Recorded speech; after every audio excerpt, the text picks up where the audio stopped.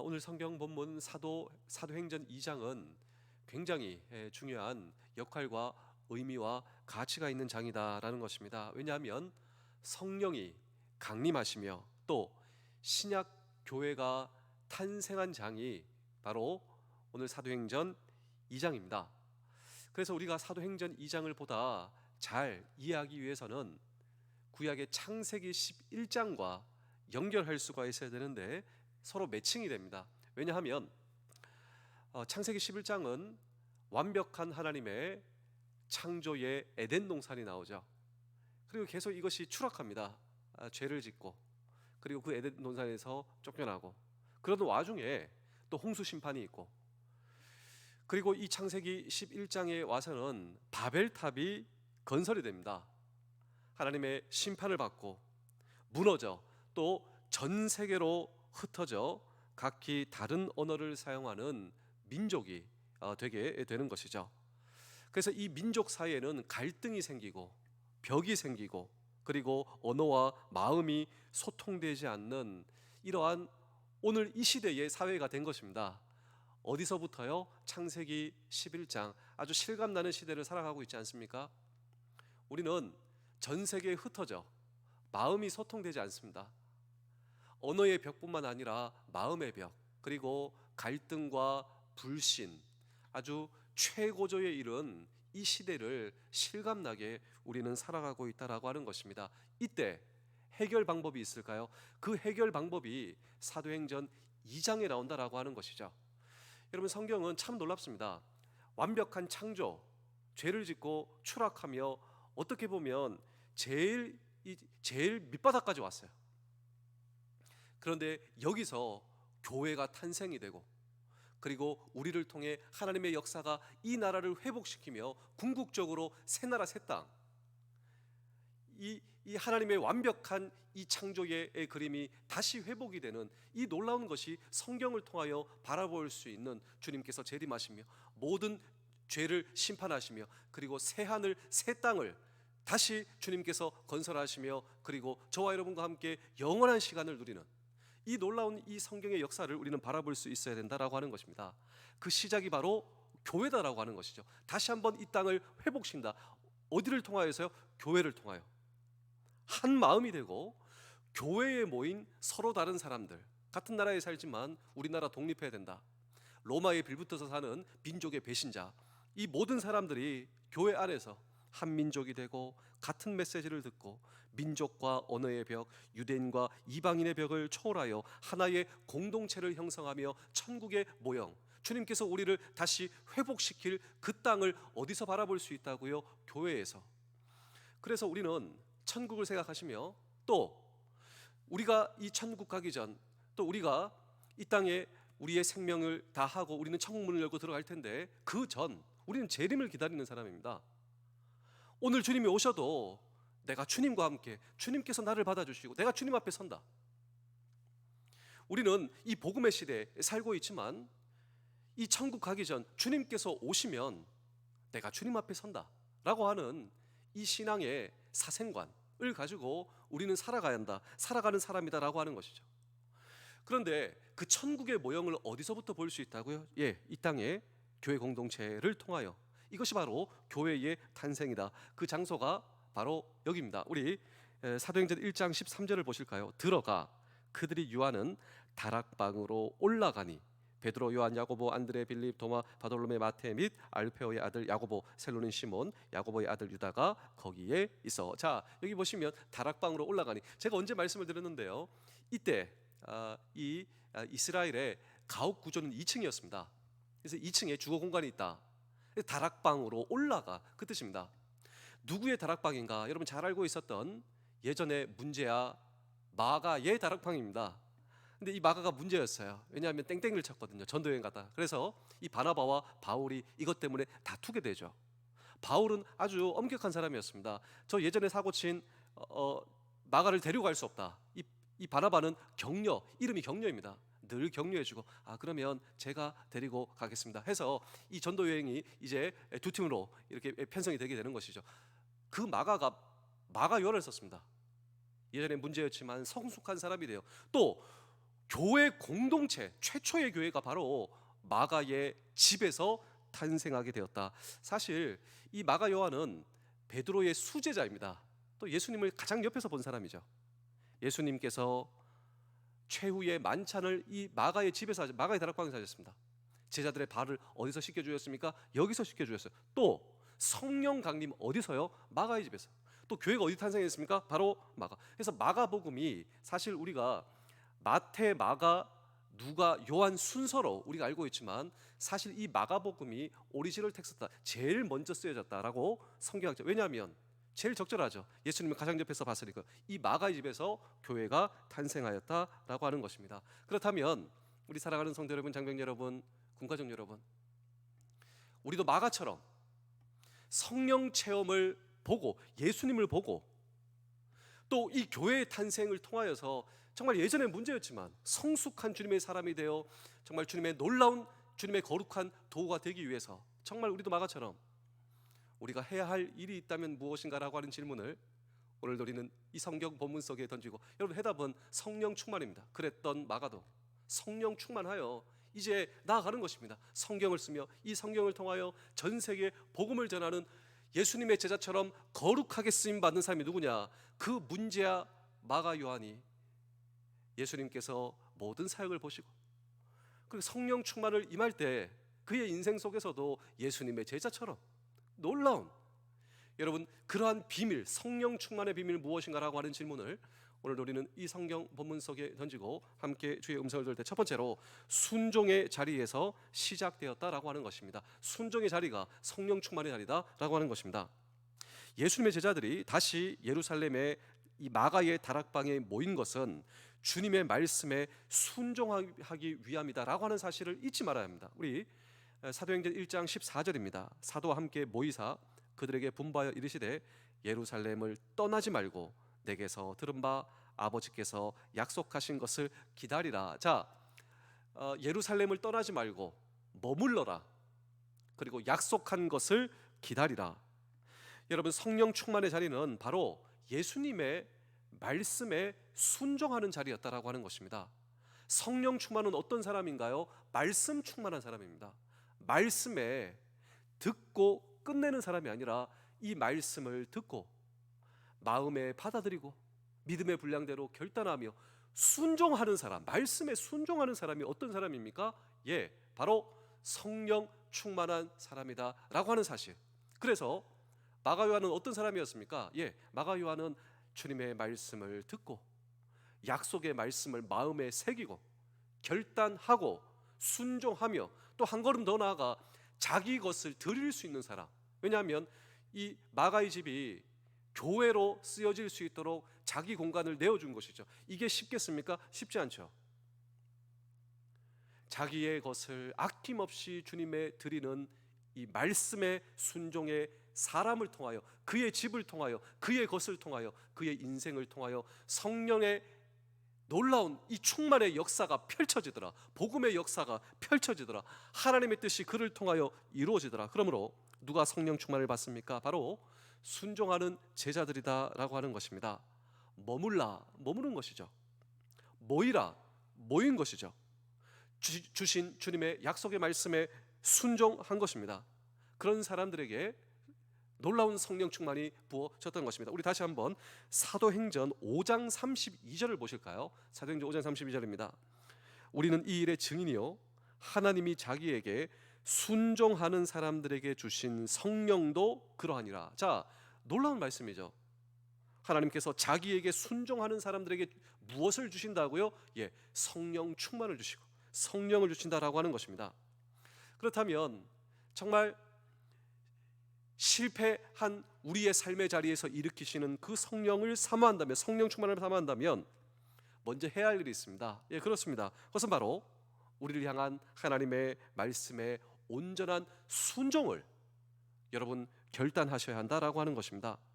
우리가 사는 이 세상은요, 순종을 어리석음이다 매도하고 있지만 성경은 순종이 신앙의 기본임을 우리에게 역설하고 있다라고 하는 것입니다. 우리 신앙의 선배가 종종 이런 말을 했습니다.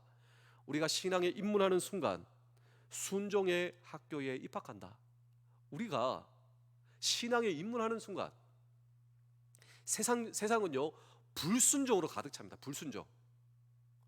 불순종이 이제는 기본이 되었어요. 그게 사실 이상한 게 아닙니다. 타락의 결과죠. 이게 자연스러운 거예요. 우리 안에도 불순종이 막 올라오고 있어요. 그런데 정말 내 영혼을 살리기 위해서는요 육체의 정욕을 제어해야 합니다. 이 육체의 정욕을 우리가 없앨 수는 없을 것 같아요. 우리가 연약하고 항상 이 육체의 소욕과 성령의 인도하심이 갈등하지 않습니까? 그런데 육체대로 살면 영혼을 좀먹는 거예요. 이게 아주 육체대로 살면 내 육체를 없애는 게 아니라 육체대로 살면 내 영혼을 갉아먹는 거예요. 그래서 육체와 이 영혼과 싸우는 이 육체의 소욕을 제어할 수 있는, 그리고 이 성령의 인도하심을 받기 위해서 저와 여러분들이 해야 할 일이 있다면 하나님의 말씀에 순종하는 것이다 라고 하는 것입니다. 여러분, 참 우리가 좋아하는 2008년도 베이징 올림픽 금메달리스트 여러분 역도 선수 장미란 선수 아시죠? 이 장미란 선수가 태릉 이 기독교 신우의 총무까지 했습니다. 아주 잘 섬기는 여인이에요.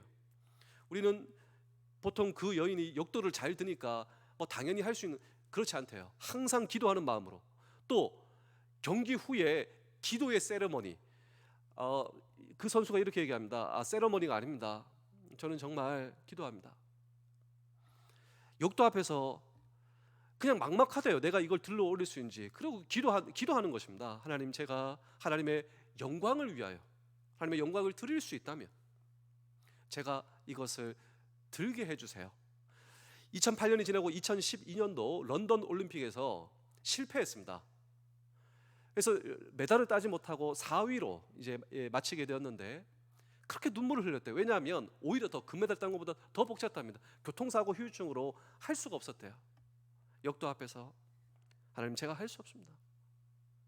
정말 제가 할 수 없습니다. 하나님의 영광을 위해서라면, 또 하나님의 말씀에 순종하는 삶을 살기 위해서, 또 하나님께서 원하신다면 저에게 힘을 주세요. 그리고 이것을 들고 4위를 하고 그냥 이 눈물로 기도하는 모습을 우리가 함께 보았다라고 하는 것이죠. 말씀을 통하여 꿈을 얻고, 또 이 말씀을 매 신앙의 아버지, 그의 아버지가 늘 격려해 주대요. 미란아, 어릴 때부터 너는 역도를 해야 돼. 그 꿈을 심어주는 거예요. 역도를 통하여 하나님의 영광을 돌리는 삶.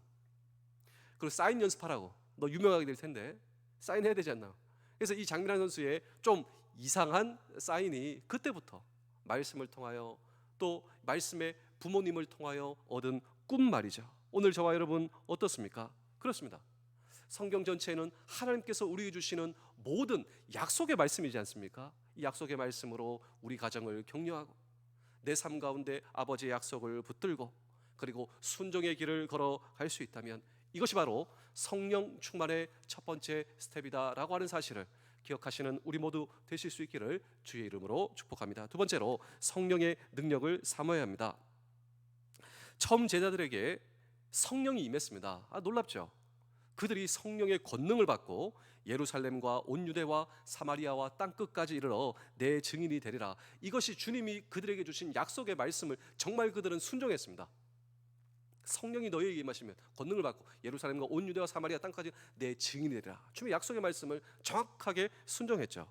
그래서 성령의 권능을 받기 위해서는 일단은 예루살렘에 머물러 있어야 됐습니다. 그리고 두 번째로, 성령의 권능과 능력이 임하도록 기다려야 한다. 그들은 정말 기다렸습니다. 주실 때까지 기다렸습니다. 그리고 마지막으로, 약속하신 성령의 능력을 구해야 한다라고 주님께서 약속의 말씀을 주신 것이죠. 그래서 그들이 해야 할 일이 있었다면 무엇인가? 그것이 바로 능력을 구하는 기도였다라고 하는 것이죠. 그래서 제자들이 다락방에 모여서 기도하였다라고 하는 것입니다. 우리 사도행전 1장 14절입니다. 여자들과 예수의 어머니 마리아와 예수의 아우들과 더불어 마음을 같이하여 오로지 뭐에 힘쓰더라? 오로지 기도에. 그래서 그들은 거기서 기도했던 것입니다. 바로 120명이 말이죠. 마가의 다락방에 모여서 함께 기도했습니다. 성령의 능력을 사모하며 기도했습니다. 그리스도의 증인이 되게 해달라고 기도했습니다. 그리고 가룟 유다를 대신할 사도를 선출하게 해달라고 그들은 기도했습니다. 그리고 주의 부활에 일치된 증언자가 되게 해달라고 기도했습니다. 열흘 동안 집중적으로 기도했고 마침내 성령이 임했습니다. 그러므로 기도란 무엇인가요? 단순히 우리의 욕심을 이루는 통로가 아니라 기도는 결국 하나님의 뜻을 이루는, 주의 약속의 말씀의 성취에 하나님의 뜻을 이루는 통로가 기도가 된다라고 하는 것입니다. 우리 사도행전 2장 1절입니다. 오순절 날이 되매 이미 이름에 그들이 다 같이 한 곳에 모였더니, 자 여기 보시면 오순절 날이 이름에, 이게 중요한 거예요. 성령 강림이, 그리고 성령 충만이 오순절이라고 하는 타이밍에 맞추어 주께서 이루신 일임을 강조하고 있는 성경 말씀이다라고 하는 것이죠.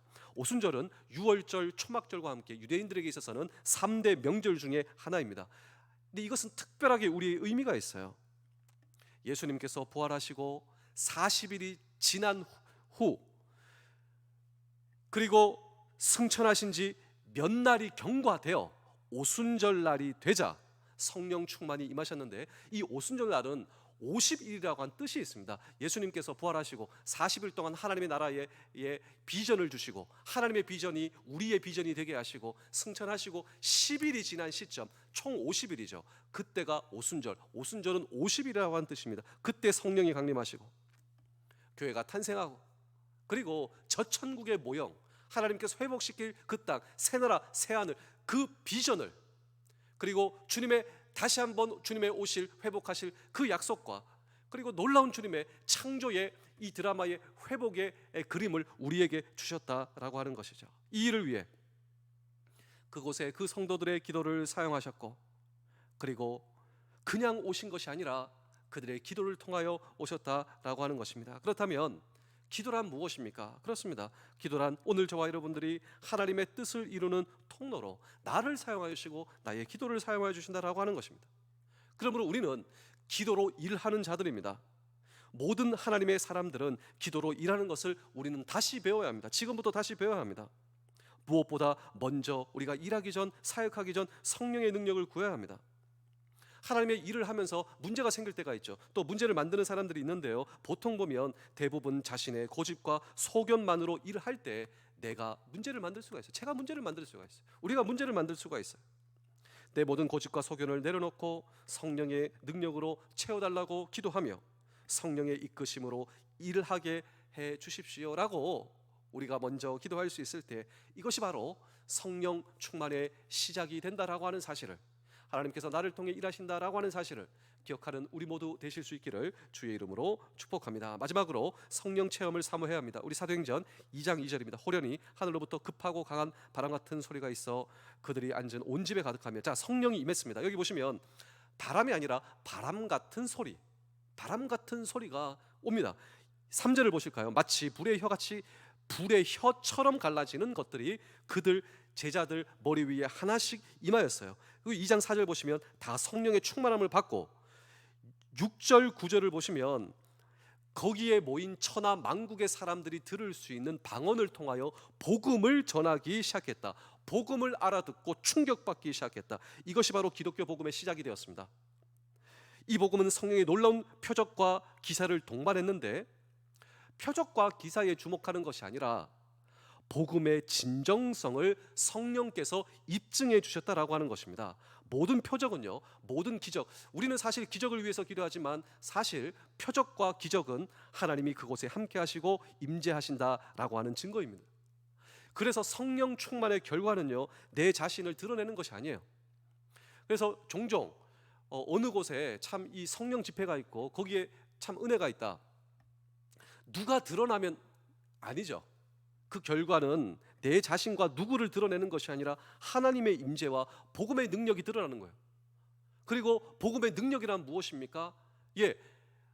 약속의 말씀에 순종하는 자리, 누구에게 사람에게 순종하는 것이 아니라, 이것이 여러분 이 바벨탑을 통하여 흩어지고 갈등하고 외면하는 이 모든 세상 속에서 성령 충만과 또 하나님의 표적과 기사로 다시 한 번 더 하나님의 나라가 회복되며 궁극적으로 주님 다시 오시고 이 세상을 심판하시고 우리에게 주실 새 하늘 새 땅의 그 놀라운 그 주님의 그 비전을 다시 한 번 더 오늘 저와 여러분들이 바라볼 수 있는 우리 모두 되실 수 있기를 주의 이름으로 축복합니다. 제가 마지막으로 한 편의 이야기를 들려드리고 오늘 설교를 마치겠습니다. 어떤 사람이 산에서 독수리 새끼를 발견했습니다. 그냥 놔둘 수도 있는데 불쌍해서 데리고 와서 키웠죠.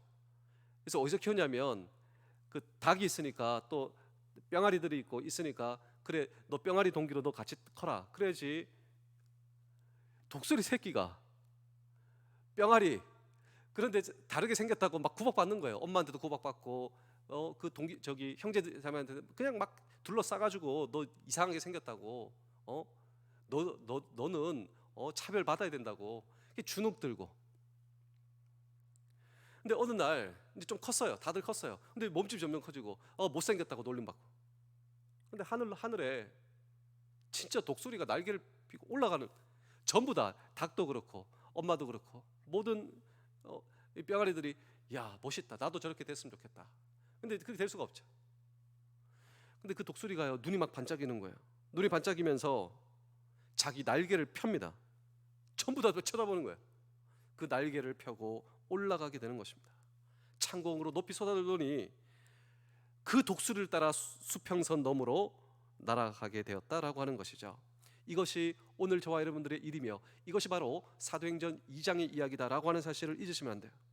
예수님의 처음 제자들에게 일어났던 사건, 그들은 예수님을 믿고 새로운 존재로 거듭나게 되었지만 세상의 사람들과 다름없이 살고 있었습니다. 그러나 약속의 말씀에 순종하고 모여 기도하는 그 가운데 성령께서 임하시고 성령의 권능을 그들에게 부어 주실 때 하나님의 자녀로서의 능력을 펴고 비상하게 된 것이다. 예수의 생명과 소망을 그들이 전하게 된 것이다 라고 하는 것입니다. 성령의 사람, 복음 증거의 사람, 우리 사랑하는 성도 여러분, 장로님, 군가정 여러분, 그들만의 이야기가 아닙니다. 우리가 먼저 주의 약속의 말씀을 순종하고 받아들이고 그리고 정말 그 약속대로 살아가기 시작할 때 오늘 저와 여러분들의 삶 속에 오늘도 부어주시는 성령 충만은 내가 아니라 나를 통해 내 기도를 통하여 하나님의 능력이 나타날 것입니다. 여러분의 가정이 여러분 복음의 능력으로 회복되어 주님께서 사용하시는 놀라운 뿐만 아니라 저와 여러분들의 사업과 부대와 남은 평생 오늘도 무너진 이 세상을 회복시키는 천국의 모형을 세워가는 오늘 저와 여러분들의 남은 평생 되실 수 있기를 주의 이름으로 축복합니다. 기도하겠습니다. 주님 감사합니다. 제가 잘못된 길로 가려 할 때 그 길에 들어서지 못하도록 막아주심에 감사합니다. 제가 죄를 지을 때 그것이 죄인 줄 알도록 나를 징계하심에 감사합니다.